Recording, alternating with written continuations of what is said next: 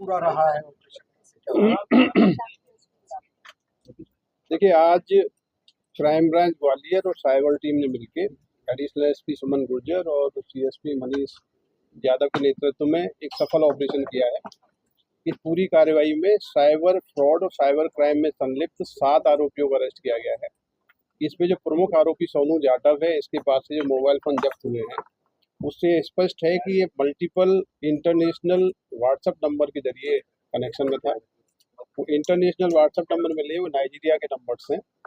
ये भी जानकारी मिली है कि सोनू जाटव एक जो साइबर फ्रॉडस्टर है, जो कि उदयपुर का रहने वाला है, कृष्णा, उसको इसने बहुत सारे म्यूल अकाउंट्स ग्वालियर में खुलवाए। सैकड़ों की संख्या में म्यूल अकाउंट्स की पासबुक, एटीएम कार्ड्स, उसकी सिम, ये उदयपुर इसने ट्रांसफ़र की हैं। ये भी जानकारी प्राइमरीली आया है कि ये जो नाइजीरिया के जो कॉन्टैक्ट्स हैं, उसके माध्यम से जो फ्रॉड की धनराशि थी, साइबर फ्रॉड की धनराशि थी, उसको यूएसडीटी में कन्वर्ट करके पैसा ट्रांसफ़र करते थे। तो ये पूरी जो कार्रवाई है, इसमें सैकड़ों की संख्या में जो हमको सिम मिली है, जो पासबुक मिली है, अकाउंट की डिटेल मिले हैं, एटीएम कार्ड मिले हैं, ये सारे म्यूल अकाउंट्स हैं। ये mule account basically cyber fraud की धनराशि को लेयरिंग करने के लिए, मास्किंग करने के लिए उपयोग किए जाते हैं, जिससे कि इन्वेस्टिगेटिंग एजेंसी जो फ्रॉड की धनराशि उसका ट्रेल न कर पाए, ट्रेस न कर पाए।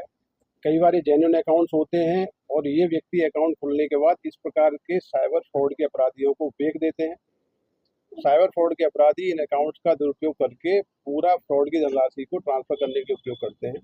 तो साइबर क्राइम को कंट्रोल करने की दृष्टि से और जो जो लूप होल्स हैं अकाउंट खोलने के सिस्टम में, ये बड़ी कार्रवाई है। इसकी अभी अरेस्ट के बाद रिमांड लेंगे।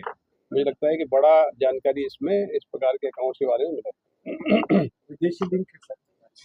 ये इंटर स्टेट और इंटरनेशनल लिंक है। इसमें जो प्रमुख आरोपी सोनू जाटव है, इसके दोनों मोबाइल फ़ोन का जो प्राइमरी जानकारी मिली है, नाइजीरिया के 1 दर्जन से ज़्यादा व्हाट्सएप कॉन्टैक्ट के जरिए कनेक्शन में था।